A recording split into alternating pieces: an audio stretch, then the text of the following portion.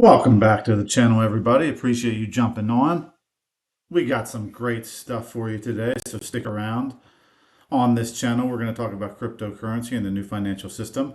Before we get into some of that good stuff, let's take a look at pricing. Bitcoin sitting at 63,170. Ethereum sitting at 2,615.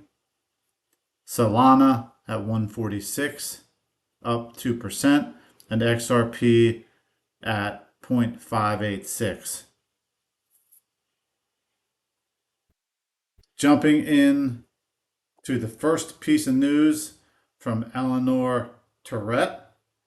You see here, she's letting us know that the oversight hearing of the SEC that was supposed to take place tomorrow with Gary Gensler has been postponed.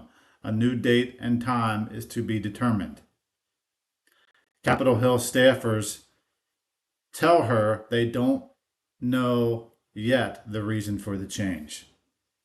So, unfortunately, we are not going to hear from Gary Gensler tomorrow as expected.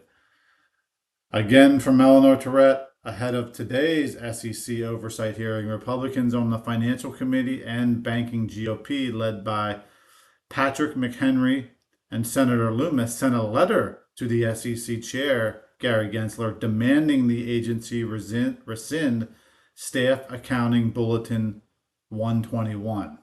Now, does this have anything to do with the postponement? Is Gary Gensler considering rescinding this Staff Accounting Act? You can see here the letter from Patrick McHenry and Senator Loomis to Gary Gensler.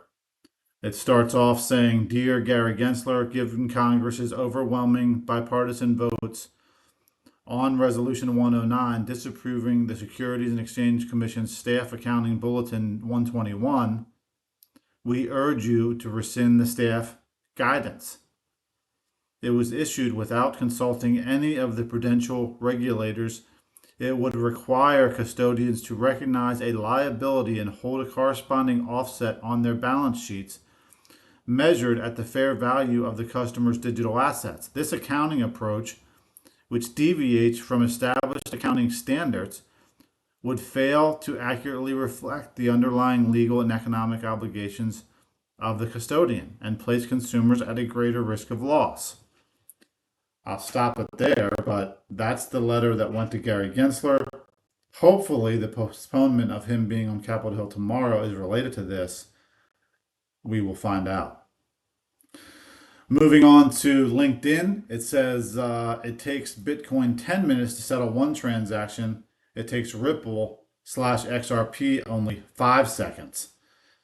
That's 120 at Ripple transactions for every BTC transaction.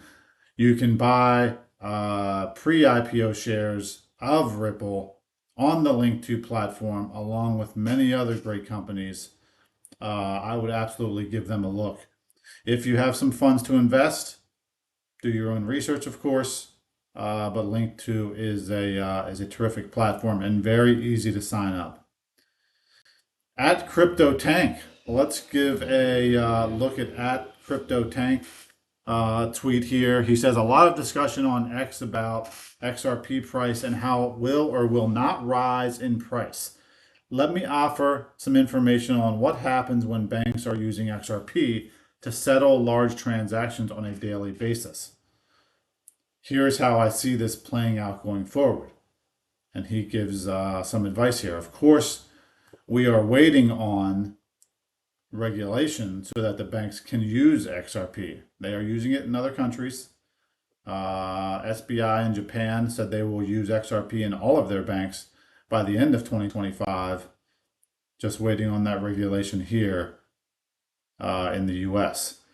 So, Crypto Tank goes on to say, to understand the price of XRP, you first need to understand how utility is calculated. MC and utility are not the same. Utility assets price, XRP, is determined by value/volume on ledger divided by circulating supply. High value slash volume is needed by banks to transact. He says when a bank moves value to another for settlement, that will need deep liquidity pools to pull value from, or else the transaction could fail. Banks cannot afford to let a transaction fail. It is costly and causes many issues. So deep liquidity is a must. We hear that all the time, that liquidity is the key with XRP. So there's much more to his post there. So give Crypto Tank a follow, and you can read the rest of that. But good stuff there from Crypto Tank. Moving on to Mr. Man, who does a terrific job on X. He has a short video here. He says the ESMA, the EU regulator, has been issuing surveys to stablecoin providers to see if they meet regulations. Tether's USDT has been banned from the EU region already. And here's a brief discussion on that. Take a listen. Too many. But I think this is being tackled by ESMA, and ESMA's already sounding member states to understand how the next few months will evolve and how the scene will act out. On that, actually, because that very point was made during multiple working group, and we've seen ESMA actually going on the data collection and issuing survey and say, okay, if you think that you're MiCA equivalent, show me. And every NCA had to answer and say, those are the provision, this is how I implemented those type of requirements. So we feel pretty confident with our own framework, but we'll have to see. We're not the final decision maker. We're hoping that passporting will not be available to the grandfathering, but we have to see. I mean, time will tell, literally. Okay, let's Too many. But I think this is being tackled. So there you have it. This decision has already been made. Tether is banned from the EU region already. It has not been decided on in the US, although there's much speculation that Tether will also not be, it will be banned in the US as well, but that decision has yet to be determined. Let's take a listen to Christine Lagarde here. She says Europe is prepared for the currency of the future. Again, many of these countries outside of the US seem like they're ahead and they're prepared much more to handle blockchain and cryptocurrency and the tokenization of real world assets. Here she talks about that. And Christine Lagarde, of course, is the president of the European Central Bank, a position she's held since, I think, November 2019. Prior to that, she was the managing director of the IMF, the International Monetary Fund. She's a French lawyer and politician with a background in international finance and economics. And she's working to help guide Europe through financial crisis and managing global economic policy. She's the first woman to hold both those positions with the European Central Bank and the IMF. So let's take a listen to Christine Lagarde on the new financial system. Digital euro is on the move. Yesterday, the Governing Council of the ECB approved the opening of the preparation phase. It will be a journey, and we will walk the journey together with the legislator. All European institutions will be involved to make sure that Europe is equipped with the currency of the future. I just want to clarify that my main message today is that we must be ready for change and prepared to use the flexibility of our frameworks as necessary. And to ensure future stability, our approach must continue to embody stability without rigidity. The goals of monetary policy are not going to be changed. But those transformations are going to have a serious impact on monetary policy transmission. There you have it from Christine Lagarde. The digital euro is on the move, and it sure is. They have regulations in place. Nice share there by Nerdy X. You can follow him at NerdyX90 on X. Good stuff.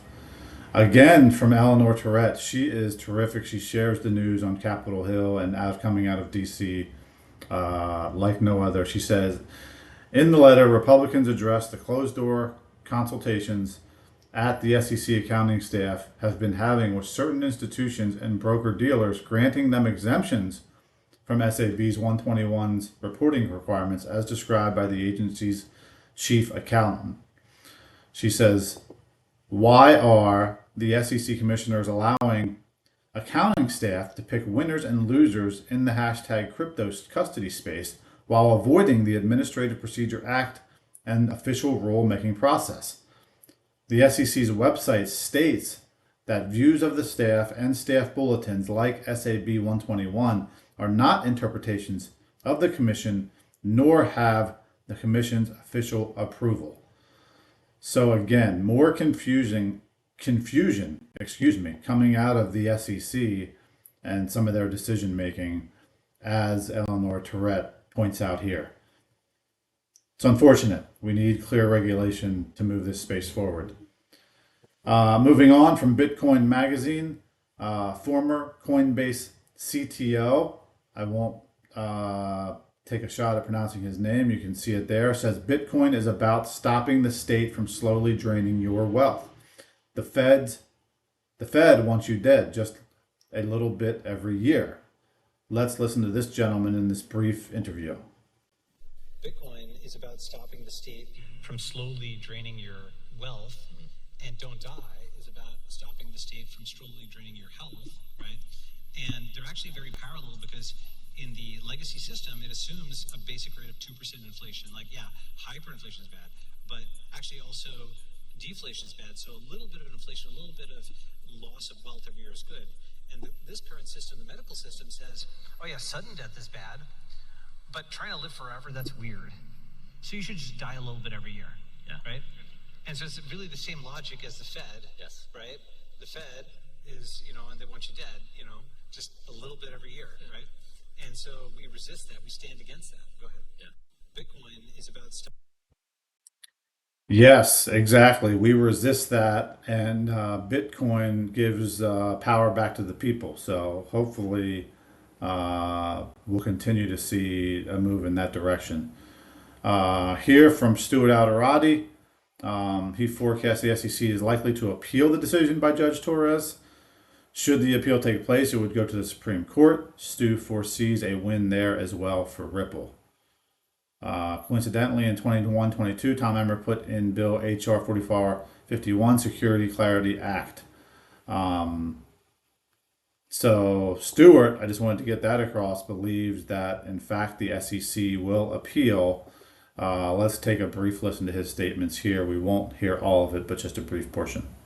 Crypto asset securities and market for crypto asset securities. That's like saying there's an orange grove security, or orange is part of securities. And when it comes to investment contracts, you look at the transaction. So this is what's so important about the decision, and this is one of the decisions landmark in this country, is the court found that the token itself cannot embody the attributes of an investment contract as contemplated by Howard. So the token itself is not the security. Certain transactions involving that token may be investment contracts, but the token divorced from that transaction is nothing but a token, just like the orange is divorced from the Orange Grove Collective, and that promise between the seller and the buyer are just oranges. That's what makes this decision so important. We would have liked her to go so far as to find that you needed a contract for an investment, for there to be an investment contract. But she said she felt she didn't have the power to go that far as a district court judge. But coincidentally, she only found an investment contract in those instances where the So I'll stop it there. Good stuff, as always, from Mr. Mann. Stuart Alderati of Ripple believes the SEC will appeal. We will know soon enough. Thank you for tuning in. Hit that like and subscribe button. We'll see you on the flip side.